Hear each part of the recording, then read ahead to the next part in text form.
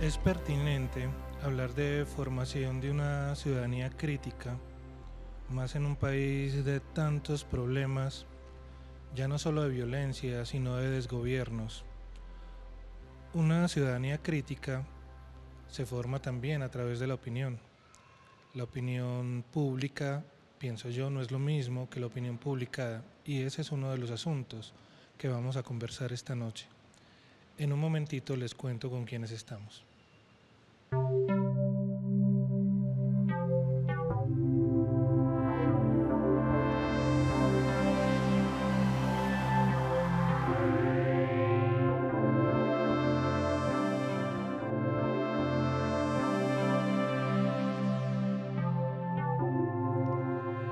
Mientras vemos a Colombia reflejada en el arte, que es una manera de opinar y de decir en voz alta las cosas que nos duelen y que deben cambiar, les cuento que a mi derecha está Vanessa Restrepo. Vanessa ha estado en El Tiempo, en El Colombiano, ha fundado El Armadillo y tiene una visión muy crítica de la realidad, incluso a partir de la propia experiencia, porque yo creo que todos hablamos desde la experiencia propia. Caminamos alguna vez la Comuna 8 cuando estábamos más chiquitos, sobre todo vos. Y te agradezco mucho que estés esta noche con nosotros, Vanessa. Hola Juan, buenas noches y para mí todo un honor estar rodeada de personas tan maravillosas y de poder tener esta conversación. A tu lado y al nuestro está Daniel. Daniel Suárez es un ciudadano que mucha gente tiene referencia de él porque desde lo simbólico y desde lo práctico ha mantenido una voz crítica constante. Ha llamado la atención por la situación del medio ambiente, pero también por la situación política y de gobernabilidad. No se te da bien quedarte callado. Has escrito y escribís, de hecho ahora una columna de opinión, pero siempre has hecho, por ejemplo, de las redes sociales un vehículo de opinión ilustrada y sobre todo cimentada en argumentos, muchas veces en documentos.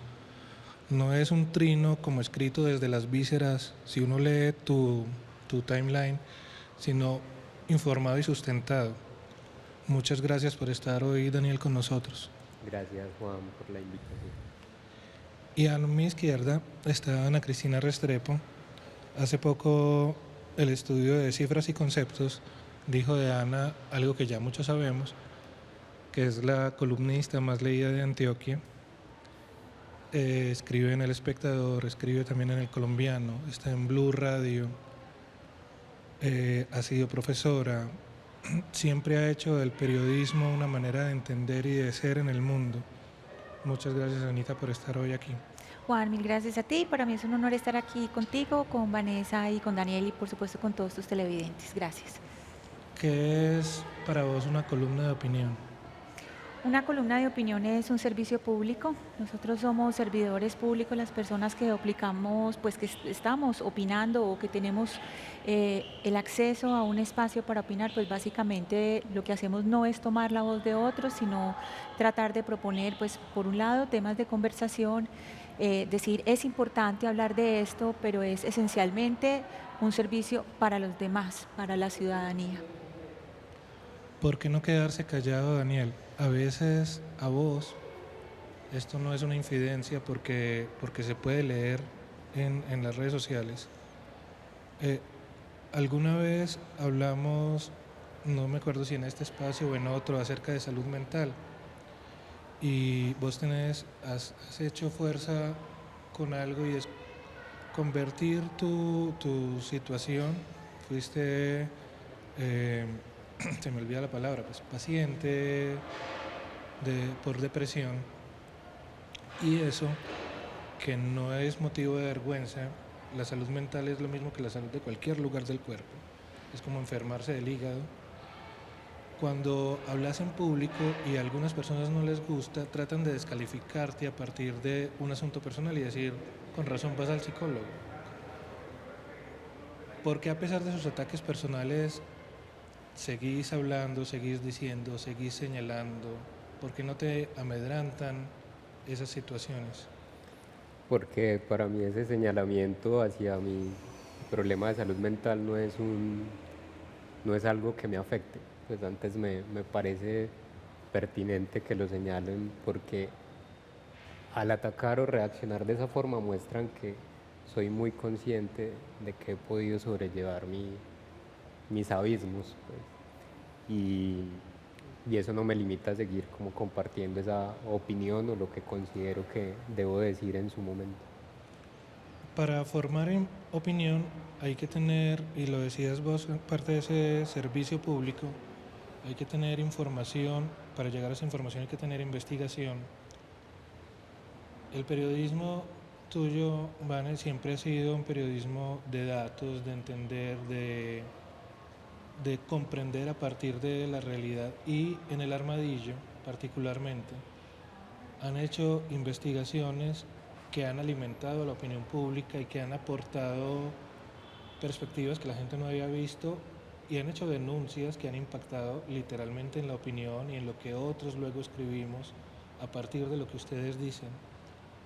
Háblanos, por favor, ¿por qué ese fijarse en lo que los otros no están, no sé si no están viendo o no quieren contar? Pues yo creo que esa es como la finalidad primera y última del periodismo, hablar de lo que no necesariamente todo el mundo está hablando o de lo que no necesariamente se quiere publicitar.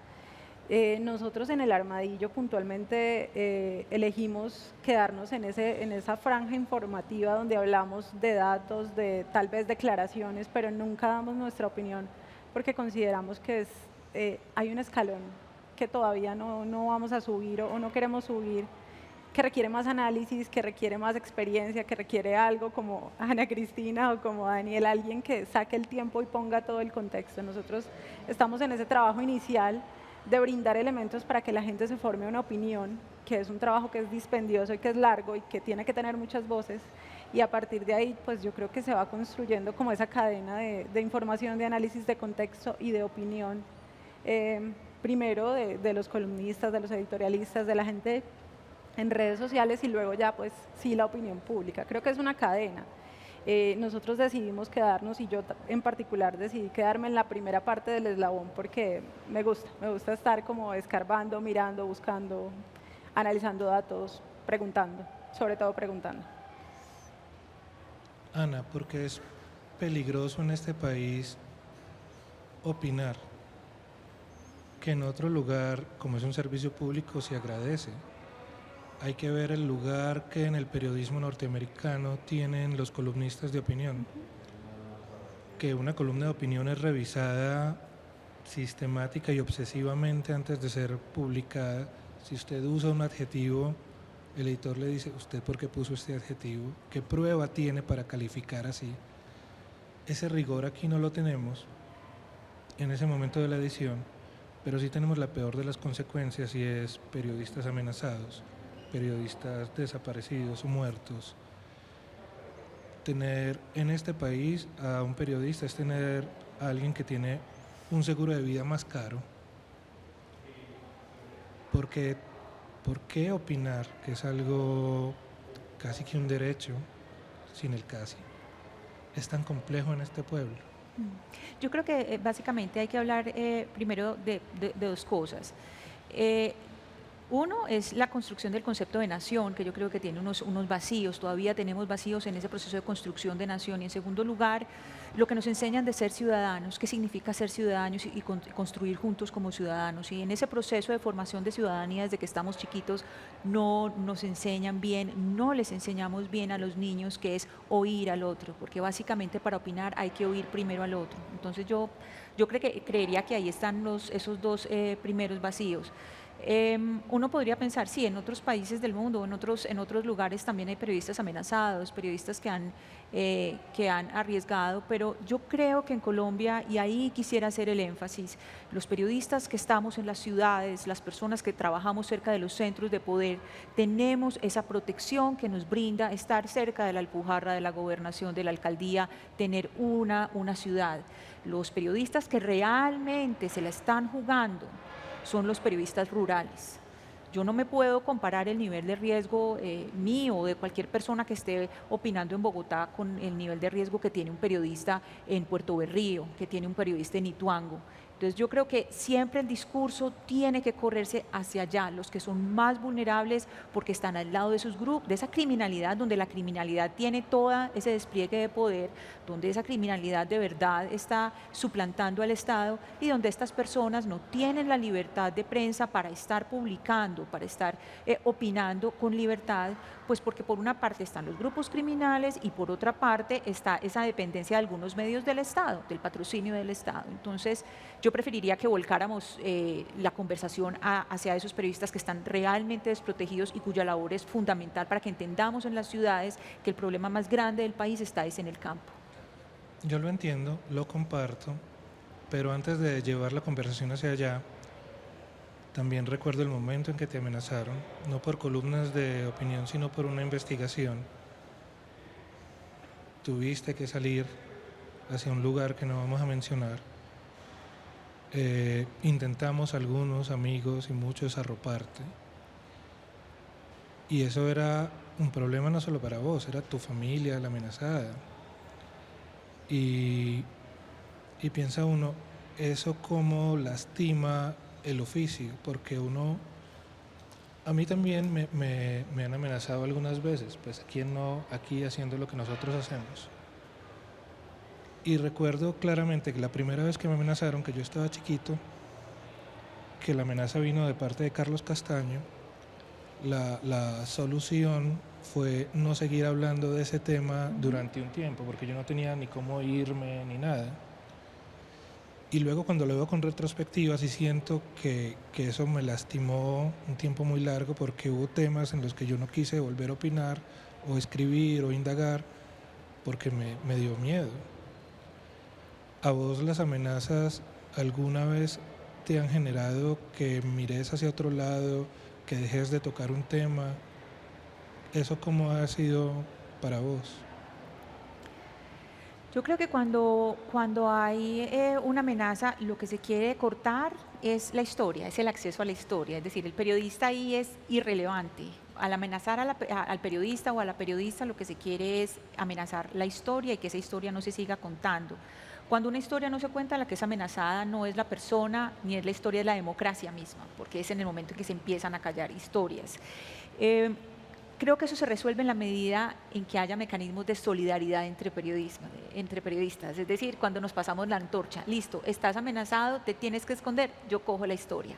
Y vamos a coger la historia y entre todos vamos a proteger la historia, porque si estamos juntos, que de alguna manera fue lo que hicimos en esa oportunidad, proteger la historia, si yo en ese momento me tenía que ir, tuve... que además pues agradezco esos mecanismos de solidaridad, no solamente periodística, sino de amistad que protegieron a mi familia, etcétera. Si yo no podía seguir con esa historia, otras personas siguieron con esa historia y de esa manera, digamos, todos estos grupos criminales entienden que hay esa fuerza de grupo en que se va a seguir contando la historia.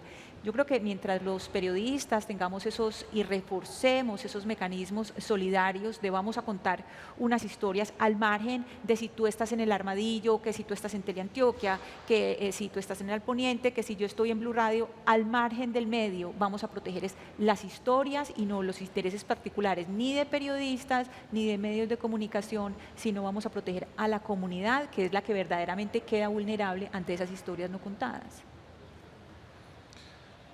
Mi mamá diría que en este momento van las propagandas. Carmen me está diciendo que vamos a corte. Entonces vamos a ir a unos mensajes y ya venimos en un momentico más con Vanessa Restrepo.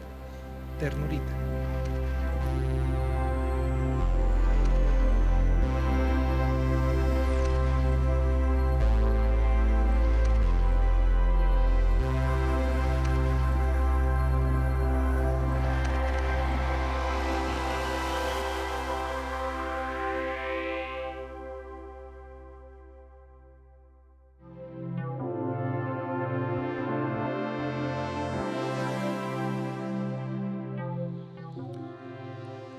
Estamos en los Diálogos por la Vida. Los Diálogos por la Vida son posibles gracias a la Secretaría de Participación y Cultura Ciudadana de la Gobernación de Antioquia. Estamos en el Museo de Antioquia y esto que ven es la exposición Futuro Perfecto, una forma en la que la curaduría se ha encargado de mostrar y demostrar cómo el arte también es opinión pública, cómo el arte siempre ha reflexionado sobre lo que nos duele, lo que nos preocupa, lo que nos atormenta y lo que no debería ser como estamos viviendo. Muy consciente del tiempo que vivimos, Vanessa, luego del colombiano, decidió con unos amigos fundar El Armadillo como un medio digital. Y digo consciente de los días que vivimos, y de eso quiero hablar con vos y con Daniel, es sobre la incidencia que los medios digitales, que las redes sociales tienen, incluso en la toma de decisiones de los gobernantes, que parecen poner más atención sobre lo que se escribe y se publica con la velocidad de un trino que en las cosas y en las urgencias que están en la calle, en la esquina, en donde está la vida en 3D. Contanos un poquito cómo ha sido la experiencia de fundar un medio y de declarar, obviamente como debe ser el periodismo, un contrapoder a esas instancias que yo creo que están gobernando un poquito muy mal este lugar en el que vivimos. Y no hablo solo de Medellín, digo del país. Contá. A ver, Juan, nosotros, el equipo que somos 5 periodistas, 2 mujeres, 3 hombres, decidimos apostar por investigar muchas de las historias que Medellín y de Antioquia tienen y que tal vez en medio de tantas noticias inmediatas, de tantos tweets, de tanto corre-corre, anuncios, se estaban perdiendo. Obviamente nuestra capacidad es limitada y ha sido todo un aprendizaje, pero sí nos ha llamado un poco la atención entender que estamos en un canal limitado. Estamos en internet y no en toda Antioquia hay internet. Hace pocos días estaba en San Luis, que no es precisamente el pueblo más apartado de Antioquia. Y yo, que tengo un operador de los que tienen mucha gente, me quedé sin internet. Y entonces yo pensaba en toda la información que circula ahí, cómo carajo se aterriza a la gente que vive tan lejos, a la gente que no tiene esos medios. Y yo creo que ahí es donde tenemos, por ejemplo, un reto. Tenemos un vacío como país, incluso como región Latinoamérica, la accesibilidad. Tal vez con la pandemia mejoró un poco la cosa y la gente del pueblo incluso reconocía que mejoró su conectividad por esta necesidad de que los jóvenes pudieran conectarse a clase o de que la gente pudiera trabajar desde su casa, pero todavía estamos en una burbuja. Nosotros hacemos parte de la burbuja de internet. Estamos buscando, como creo que casi todos los medios y casi todos los periodistas, estamos buscando formas de acercarnos más a la gente, pero sí, por ahora en lo que tiene que ver con esos contenidos que se mueven en redes y que se mueven en internet, pues decidimos apostarle un poco a la claridad, tal vez no sea la palabra adecuada, a la verdad, porque no hay una única verdad, pero sí acercarnos a la realidad. Y por ejemplo, hace poco suscribimos una alianza con Colombia Check y dijimos, bueno, vamos a apostarle a hacer verificación de todas estas cosas que se dicen en redes y que la gente no sabe si creer o no, o puede creer o no según sus intereses o sus simpatías políticas, personales, morales. Pero tratar de aterrizar eso un poco en la realidad, y ese ejercicio ha sido muy enriquecedor porque también es aprender cómo se puede chequear, cómo sé yo si lo que me está diciendo mi gobernante es real o es algo que simplemente le conviene o es algo que está decorado para parecer mejor. Esa apuesta es lo que nos está moviendo por estos días. Y yendo de la mano hacia eso, Daniel, ¿qué pensás vos de esos que gobiernan por Twitter, por ejemplo? De quien está más atento a lo que está pasando en una red social que a lo que está pasando realmente en la calle, que la descuidan, y no solo la descuidan, sino que pasan cantidad de cosas que es como si no pasaran porque no las... Yo creo que a Ana y a mí nos tocó una época donde decían que lo que sale en televisión, lo que no sale en televisión no existe. Ahora es como que si no lo publicaran en una red social no existiera. Y vos bien lo decís, eso es una burbuja, eso no penetra realmente más allá del teléfono de mucha gente. Justo la semana anterior en Twitter una periodista publicó la cifra real de cuántos usuarios colombianos hay en Twitter y es un porcentaje muy mínimo que está allí, no llega ni a los 3 millones. Sin embargo, un tweet logra movilizar el país. Y hablando de Medellín, no solo el gobernante anterior, sino el actual entiende muy bien eso de generar noticia, bien o mal, pero estar en la opinión pública, en que su nombre sea tendencia, que ya cada vez es más fácil también, gracias a las bodegas o a coartar a los contratistas y funcionarios de... La práctica actual es llevar un enlace del tweet que necesitan posicionar a grupos de Facebook, y en los grupos de Facebook hay una comunidad muy amplia y segmentada a la opinión que quieren. Es decir, como es un grupo, lo cierran y solamente dejan ingresar a las personas que hacen parte o hicieron parte de la campaña y hoy del gobierno de turno. Entonces la estrategia es, si digamos Ana Cristina publica una opinión en contra de ese funcionario, lo llevan allá y el mensaje es: vamos a cambiar esta opinión. Y así sistemáticamente lo hacen todo a favor de ellos y en contra de quienes los tratan de evidenciar. Y eso lo vuelve muy complejo en ese pequeño mundo que es Twitter, que es donde está pasando todo y a la vez no está pasando mucho, porque como lo dice Vanessa, no todas las personas pueden acceder a ello. Sin embargo, pues allí también es el rol positivo de los periodistas que tratan de buscarle el otro lado a un tweet que explota y genera un montón de opiniones, reacciones y este mecanismo de respuesta. Hay 3 ejemplos en este momento ya clásicos: el ascenso de Trump, el Brexit y el triunfo del no en Colombia, como la demostración de lo que puede, y vengo a eso por lo que decías de Colombia Check, de lo que puede una mentira modificar en la decisión y en el comportamiento de una sociedad. Trump no hubiera llegado a la presidencia si no hubiera dicho mentiras. El Brexit no hubiera sucedido si no se hubiera mentido en la argumentación.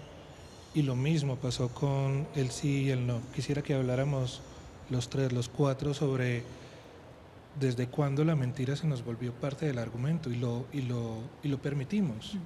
Lo primero que hay que decir es que fue Facebook el que permitió que esto sucediera. Ya vimos todas las declaraciones de la funcionaria de Facebook, que ella dice, y lo dice frente a funcionarios de los Estados Unidos, en que dice: miren, nosotros sabíamos que estaba pasando esto, había directrices que sabíamos que se estaba, cómo se perjudicaba la salud de las jóvenes, lo que se estaba causando, y aún así no se detenían esos comportamientos, ¿cierto? Pues, en pro de los likes. Eso en primer lugar. En segundo lugar, con relación a lo que estaba diciendo Daniel, que es algo muy importante con respecto a lo que hacen los funcionarios del gobierno con ciertos trinos. Las redes sociales parten de una forma muy bella, que es horizontalizar la conversación, es decir, vamos a convertir esto en una conversación horizontal. En estas épocas en que solamente estaba la prensa, en que solamente estaba la radio o la televisión, pues esencialmente esa conversación iba de arriba hacia abajo. Emisor, receptor. E iban también desde las élites, ¿cierto? Desde las élites del gobierno, élites económicas, sociales, hacia abajo. La idea de las redes sociales es, bueno, vamos a tener una conversación en condiciones de igualdad, de horizontalidad, pero vienen todos estos líderes a decir: no, un momentico, a mí no me van a quitar este lugar que yo he tenido arriba y otra vez lo voy a retomar. Entonces lo que están haciendo estos funcionarios es tratar de retomarlo. Hubo resistencias y ahí se crean las bodegas. Ahí es cuando dicen: como yo solo no puedo, entonces voy a tener bodegas. Y lo peor es cuando esas bodegas son pagadas con recursos públicos. Que es un ejército de gente. Exacto, de gente, trinando, pues, sí, o sea, un número considerable de reacciones que pueden ser hechas por 2 personas. Exacto. Entonces ahí entra un tercer jugador que es muy peligroso, y en los grandes medios de comunicación, considerando a Twitter como la fuente y no solamente una fuente más, porque claro, Twitter es una sola fuente, no es la fuente. Es decir, el periodista puede ver lo que pasa en Twitter, pero eso es una sola fuente. Hay que ir y verificar y contrastar con otras fuentes. Entonces yo creo que ahí se combinó digamos, un cóctel muy peligroso, que algo que se pensó que iba a ser para reforzar la democracia o mecanismos democráticos de deliberación, de conversación, pues hay veces que no funciona, pero yo creo que aquí hay Facebook, lo que hizo Facebook y lo que hemos sabido, que lo sabíamos desde antes, pero ya lo confirmamos, pues tiene mucho que ver con esos mecanismos de qué vamos a hacer con el clic y que sea el clic y eso mover la opinión, de instrumentalizar la opinión de esa manera, que además es lo que han hecho medios como la revista Semana, por ejemplo, que es instrumentalizar la opinión, pues el daño que eso le hace a la democracia. ¿Desde cuándo la mentira? ¿Por qué la mentira incluso a sabiendas de que es mentira, la permiten como argumento? Yo creo que el asunto del fin justifica los medios sigue prevaleciendo en casi todas las esferas sociales. Es más importante que mi partido, que yo llegue al poder, a que, digamos, la comunidad tenga algún beneficio de lo que yo se supone que voy a hacer como gobernante o como periodista. Yo siento que, o tal vez percibo, que en el momento en el que dejamos de sancionar a la mentira cuando queda en evidencia, en el momento en que un candidato, y me voy a ir muy atrás para que no digan que es personal, en el momento en el que nos damos cuenta que un candidato que ganó la presidencia mintió sobre los orígenes de su financiación y que el narcotráfico le inyectó plata y no pasa absolutamente nada, todos los demás se sienten en el derecho de mentir. Es que si me pillan, pues a lo sumo, no sé, me inhabilitan un año, o yo digo que no fui, o que fue a mis espaldas, y eso O sigue presento pasando. a la esposa o al primo para que ocupe mi lugar. Y eso sigue pasando, y la información se sigue disfrazando, las bodegas se mueven, las campañas políticas mueven un montón de plata, incluso plata pública, para instrumentalizar la opinión, para deformar esa percepción de realidad y repetir una mentira hasta que la gente la crea y parezca real. Y nadie está haciendo nada, los entes de control, los órganos que deberían estar al pie de eso, no estamos haciendo nada, y como ciudadanos tampoco hay una sanción social muy significativa para esas cosas. En la medida en que lo permitimos, pues ellos se van a sentir más cómodos haciendo, y desde hace muchísimos años lo estamos viendo, y cada vez que un gobernante se ve cogido en una mentira, lo que hace es descargar la responsabilidad en un subalterno que, no sé, salió, lo echaron y Después lo nombro en otra parte que no se vea exacto, tanto. y eso aplica para la opinión y aplica para los hechos. El caso de los contratos del Ministerio de Telecomunicaciones, que es de Mintic, que dejó sin internet a un montón de niños, pues, bueno, fue la ministra sola, la ministra se fue, y la plata, nadie sabe, y el internet, nadie sabe, y todo muere ahí, todo muere en una opinión en la red que no trasciende. O en el periódico, que al menos lo intenta, pero que también tampoco. Pero que afortunadamente, yo me acuerdo mucho de Fabiola Lalinde y su Operación Sirirí.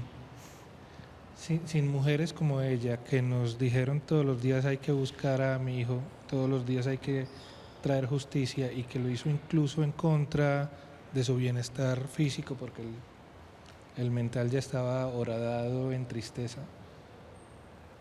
Esa persistencia nos enseña muchas cosas, y creo que hay que fijarse más, y estamos hablando de periodismo, de opinión pública y de ciudadanía crítica, y dirán que Fabiola no es periodista, pero es una ciudadana crítica que nos enseñó a mirar distinto, y que logró incluso el primer fallo de una corte interamericana en contra de este país por la desaparición de su hijo, y mantuvo la atención de la prensa, y no solo de la prensa, sino de la justicia, sobre un caso que muchos querían acallar, porque para tener opinión no hay que ser periodista, pero para tener una opinión bien presentada, sustentada y demás, creo que lo que hay que ser además es ser un ser muy ético, como un compromiso con la verdad. Daniel, de esto que hablamos, de las mentiras, de los argumentos falsos, ¿vos no te hastías, por ejemplo, vos que sos una persona tan activa digitalmente, de ese mar de mentiras en el que chapuceas todos los días? Por ahora no, pero es que venía pensando, lo que más le rescato a Twitter como red social es que es la única donde no se puede entrar a editar el tweet. O lo tenés que eliminar, o te tenés que rectificar, o Y pues alguien ya esperas le que tomó pase la el foto. ruido. O como le pasa al actual al asesor de comunicaciones. de la presidencia, que siempre hay un tweet, ¿cierto?, que se le devuelve. Y eso me parece interesante porque las plataformas de Meta, sí puedes editar todo lo que digas, entonces allí la mentira se alimenta más. Pero me parece un ejercicio interesante por parte de Twitter, que creo que lo único que ha hecho malo, a mi consideración, es cerrarle la cuenta a Trump, ¿cierto? Pues es muy debatible allí, pero que es un personaje que solamente alimentaba la mentira. Lo que hace es llevarse los usuarios a otro espacio a mentirse entre ellos, pero eso pues tiene otra connotación. No me hastío porque si no, ¿quién sigue alimentando la conversación y cuestionando eso? Digamos que sucedió con el anterior secretario, el anterior candidato a la alcaldía de Medellín, en su momento secretario, que jugó a la mentira, jugó a esas líneas grises y pues lo Consecuencia fue penalizaron eso. por ello, y que decidió justamente irse de Twitter de forma estratégica para no tener conversación con la ciudadanía. Eso también me parece complejo, porque si en Twitter está pasando todo, te vas de Twitter, pues se pierde esa comunicación, por lo menos ciudadana, un poco en ese sentido. Y yo pondría ese ejercicio de por qué no cansarse de insistir. Quiero volver, vos mencionabas, Ana, de la importancia de esos periodistas de las regiones. Las conversaciones que importan en este país no se están escuchando en los grandes medios, porque se están escuchando las que le importan a los empresarios que son dueños de los grandes medios. Pero aquí hay motivos incluso para el optimismo y la esperanza todos los días, que uno no ve, porque hay gente a la que le propone que el miedo sea el que se siembre. En tu trabajo de radio particularmente, hacen un trabajo de regiones muy bonito. ¿Cómo se puede hacer para que también esa opinión que nace en las regiones llegue a otros niveles más profundos y no se quede como anecdótico, como nos miran muchos a nosotros porque estamos desde una región hablando y levantando la mano o la voz? Sí, hay algo muy particular, y es que el centralismo es como una forma de ser, ni siquiera es un vicio, es como una forma de ser, porque uno mira en las conversaciones o mira ciertos grupos o ciertos paneles en que empiezan a conversar y uno dice, es que de verdad piensan que le están haciendo un favor a las regiones, no se dan cuenta que somos un país y que es un país integrado. Es decir, el centralismo es un mal que le ha hecho un profundo daño al país, y que ese daño se traduce no solamente en lo que vemos nosotros en comunicación, pues lo que vemos en los grandes medios, sino en distribución, porque nosotros hemos visto pues que eso que llaman la descentralización, pues en realidad no ha funcionado como en teoría debería ser. Yo creo, Juan, que esencialmente hay que darle un segundo aire a ciertas conversaciones que empiezan en unos nichos. Y te voy a poner un ejemplo a partir de algo que dijiste hace unos minutos sobre doña Fabiola Lalindra. Hay algo muy hermoso que la comisionada Alejandra Miller llama la maternidad como acto político.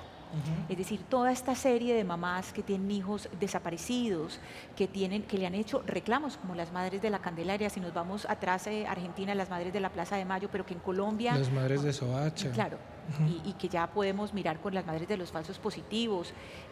Es decir, todo lo que se ha despertado ahora con el sistema de verdad, justicia, reparación y no repetición, con la JEP, con la Comisión de Esclarecimiento de la Verdad, que les ha dado a las mujeres, a la voz de las mujeres, ese poder para decir, miren, nosotros estamos buscando a nuestros hijos y usted, que es el Estado, los tiene que encontrar, porque usted tiene un deber conmigo.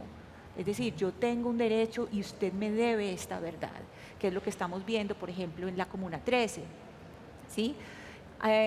Cuando uno dice, ruta pacífica de las mujeres y ruta pacífica de las mujeres, pero cuando uno dice, bueno, en la Comuna 13 van a encontrar en la escombrera cuerpos, no sé si los van a encontrar, pero que las mamás vean que se está haciendo algo por ellas, Entonces poner los ojos, poner la mirada de los medios sobre esas acciones, sobre esto que estamos llamando aquí la maternidad como acto político, esa ya es una manera de emprender una conversación nacional, de que las señoras de la Comuna 13, las mamás de la Comuna 13 digan, no estoy sola, en Soacha está pasando eso, en Soacha está pasando lo mismo, o que por ejemplo las personas que han estado buscando sus seres queridos en Dabeiba digan, pero ¿cómo así?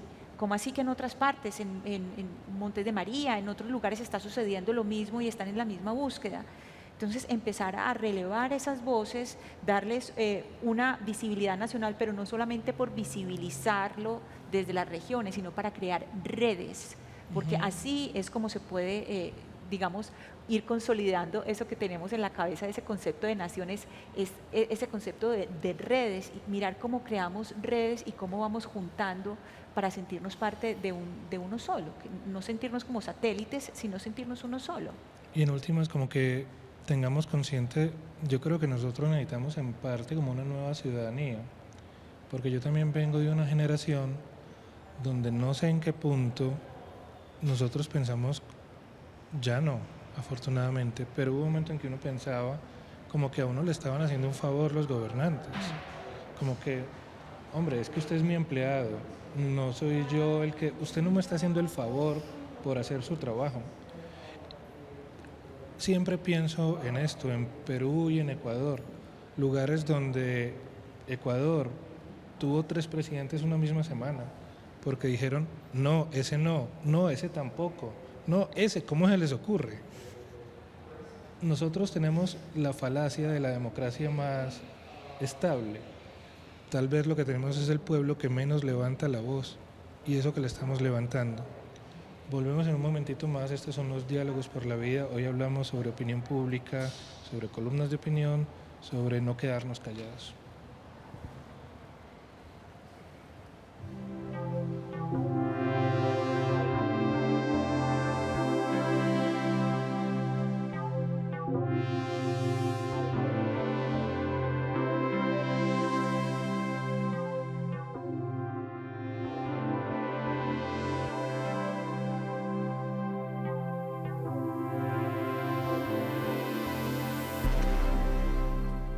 Sí, en esa avioneta están aspersando, están tirando glifosfato. Eso es lo que está viendo esta intervención sobre el célebre Horizontes que hizo Cano. Esta vez es la reinterpretación del artista Carlos Uribe. Eso puede el arte, eso necesita el periodismo, pero también me pregunto, hay columnas, por ejemplo, de Leila Guerriero, que a mí me gusta leer mucho como por su valor estético y literario, y pienso si esas tal vez más contemplativas, donde cabe la poesía, vos traes poesía muchas veces a tus columnas, para un país como el nuestro son columnas necesarias, o si las nuestras tienen que tener siempre, por el tipo de lugar en el que vivimos, un tono más combativo. ¿Vos qué pensás? No, yo creo que todos esos registros son válidos. Yo pues coincido, Leila Guerrero es una gran escritora y yo creo que cada cual en cada momento, no solamente del país, sino de su vida, encuentra una forma distinta de registrar. Es como los artistas, digamos, el artista también puede tener un compromiso con el momento histórico de una manera distinta. Puede que hace 5 años o hace 8 años, en el caso mío, yo no haya sentido digamos, este deber, que para mí es un deber moral, de defender, digamos, la implementación de los acuerdos de paz, o defender los derechos de las mujeres, o ser solidaria con otras mujeres. En este momento yo creo que es un deber moral, pero si otros columnistas quieren hacer, digamos, pequeños ensayos, hacer columnas, digamos, con un tono más poético, me parece perfectamente válido, porque también hay distintos tipos de lectores, y entonces también hay que valorar todas estas diversas lecturas. Y en un momento dado, pues una gran amiga que tengo yo me decía, no, en este momento no te puedo leer porque es que me angustia mucho leerte, me da una angustia muy horrible. Perfecto, no me lea, es que no, o sea, todos tenemos distintos momentos lectores y distintos momentos periodísticos y escritores. Todos esos registros me parecen válidos. Lo que sí no me parece válido es usar las columnas para bienes particulares o bienes que, por ejemplo, hoy mostraron que hay, por ejemplo, mandatarios. Vi que, por ejemplo, el alcalde de Medellín le paga a un periódico por escribir columnas y el periódico, El Tiempo, ni siquiera le cuenta a uno si es cierto, pues si de llegar a ser cierto eso que publicaron ahora, que le tengan la transparencia de decirle a uno, esto es una columna pagada. Eso me parece que sí es criticable, columnas que son pagadas como propaganda, columnas que defienden son intereses particulares y no el interés de la ciudadanía, eso sí me parece criticable, pero el otro tipo de columnas que son, digamos, solaz o que le traen felicidad a la gente, no, pues para nada. Nosotros, cuando estudiamos, entendimos que existía una palabra que era publirreportaje y eso se ponía en una esquinita y era muy claro qué información era un publirreportaje. Se ha perdido ese aviso, pero no se ha perdido el hábito de pagar por contar lo que a alguien le interesa. Pero mencionaste algo que yo quisiera que en este tramo final del programa abordáramos y es, ¿a vos te interesan, por ejemplo, las causas femeninas, la causa de la mujer? Otros dirán feminismo y está bien. Sin voces que estén hablando, por ejemplo, del aborto, de causas como la eutanasia, creo que habría muchas más víctimas y realmente la realidad no podría cambiar.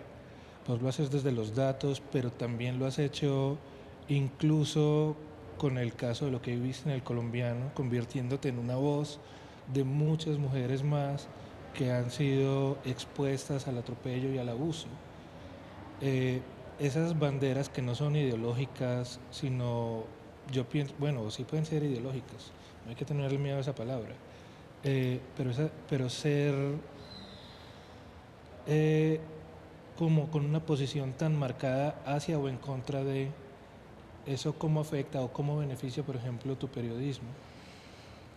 Yo querría enlazar esta primera respuesta con lo que empezó Ana, diciendo que opinar, así sea opinión pública o una opinión particular, es un ejercicio donde también hay escucha. Y para que haya escucha es necesario la verdad.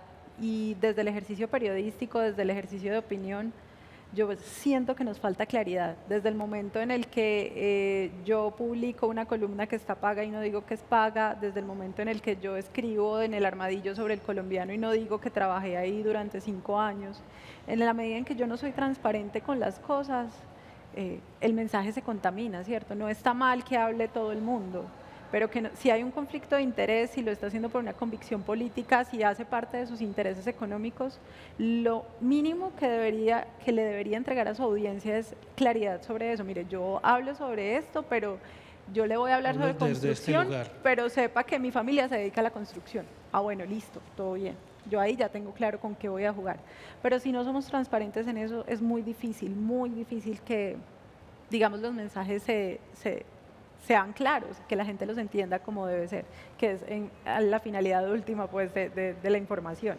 Y quería también traer un poquito a colación un tuit de la cuenta de Fernando Sabater, no sé realmente si la maneja él, pero lo vi hoy y lo apunté porque me llamó muchísimo la atención. Hablaba de la opinión como un servicio público y decía que una columna, por ejemplo, podría tener su gracia, su pellizco literario, un poco lo que decías ahorita sobre Leila, pero que no vale decir lo que sea, porque de lo que se trata es de ayudar a la gente a entender un poco mejor lo que ocurre y también a entenderse un poco mejor a sí mismo. Entonces hay espacio desde la columna de una ama de casa que cuenta su experiencia de crianza, una columna que le permite a una víctima de un delito sexual hacer público su caso y lograr atención para que se resuelva su caso, o una columna como la de Daniel Coronel que denuncia malgasto de 1.000 millones de pesos en viajes del presidente, ¿cierto? Y del hermano. Pero que sea todo claro, que si Ana escribe sobre feminismo se defina como feminista, creo que es muy transparente en eso, que si alguien que pertenece al sector bancario va a hablar sobre por qué todos nos tenemos que bancarizar, pues también me cuente que tiene un interés específico en ese sector para yo saber qué tanto le voy a creer o qué tanto necesito contrastar su opinión. ¿Qué te ha regalado a vos como lector la posibilidad de leer a mujeres como estas y como otras también? Vos que has sido y lo sos, por ejemplo, un hombre que empezó a deconstruirse, creo que es el término. Sin esas voces de mujeres que te han dicho qué han vivido, cómo lo han vivido y cómo debe cambiar el mundo, ¿vos habrías cambiado, por ejemplo, por intención propia o en algo todo ese tipo de periodismo te ha alimentado también? Eso lo hablamos mucho en un espacio que tenemos unos amigos, se llama Corazones de Hombre, que nace de un gran amigo que comenzó a observar más que a Gerardo cuidar Pérez. los corazones y hablar de esa masculinidad que nos ha inculcado nuestra cultura. No, no afirmaré nunca que soy un hombre construido porque hay muchas cosas que sigo cuestionando y sigo en algunas ocasiones repitiendo, y eso es un látigo propio que hay que tener, pero acercarse más a las decidir también o ser consciente de, pues no he dejado de leer hombres, y de ahí creo que el choque me llegó con un escritor columnista que no quiero mencionar, donde ponía su posición de macho, y cuando se la cuestioné justamente por Twitter, su decisión fue bloquearme. Yo ahí entendí pues, que es una lástima que no podamos debatir ese punto entre Y que hombres. se pierda esa horizontalidad de la que hablaba Exacto, Ana. entonces, como Ana lo dice en un grupo en el que estamos, hoy no voy a entrar a Twitter porque ya sé con lo que me voy a encontrar, ¿cierto? Pero y eso se vuelve una mirada interesante, y yo voy, ¿cierto? A mirar qué le están diciendo, y son en su mayoría hombres. Exacto. Yo quisiera terminar esta conversación aprovechando a la columnista más leída del departamento, recomendanos 2 o 3 nombres de personas que conviene leer, columnistas colombianos, que vos quisieras que más gente leyera. Bueno, de columnistas, yo primero tengo que decir que yo leo con una intención de aprender, entonces eso es lo primero que tengo que decir. Les voy a recomendar personas de las que yo aprendo. Me gusta mucho leer al doctor Rodrigo Uprimi, creo que de Rodrigo Uprimi aprendo muchísimo, lo mismo que del doctor Yesid Reyes. A mí me interesa mucho el campo del derecho y creo que de ellos dos pues hay mucho que aprender. Columnistas mujeres, me gusta mucho Yolanda Reyes. Los lunes yo siempre madrugo con Yolanda Reyes y con Melba Escobar en El Tiempo. Me gusta mucho Leila Guerriero en El País.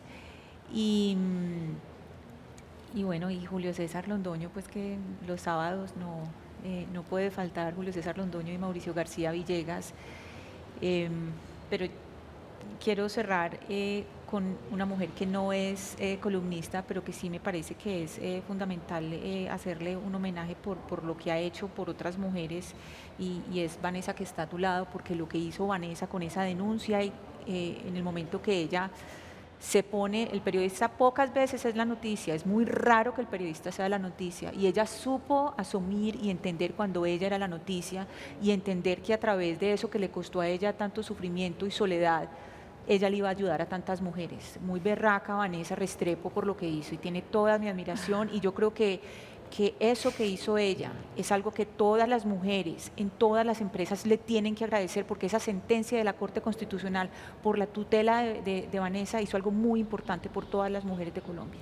Y que ese logro, esa sentencia también se debe a mujeres como Ana, que permitieron levantar la voz, a mujeres como Valeria Mira, que articularon todo un grupo de abogados para intervenir, a muchas otras mujeres que escucharon y que entendieron que de verdad hay muchos problemas que afrontamos simplemente por el hecho de ser mujeres, y que es nuestro deber y nuestro derecho exigir que se respeten esos derechos. Y voy a mencionar una última mujer.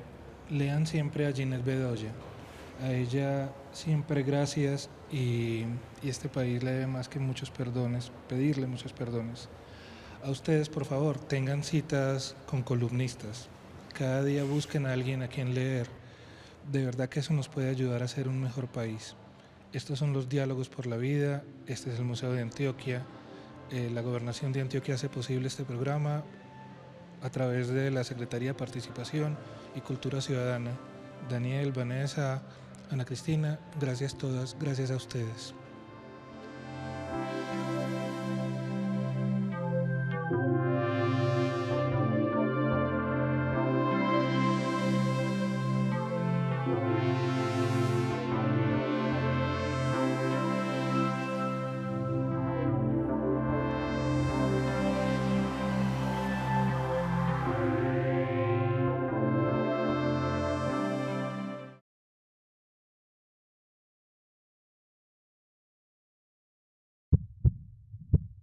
Unidos. Gobernación de Antioquia.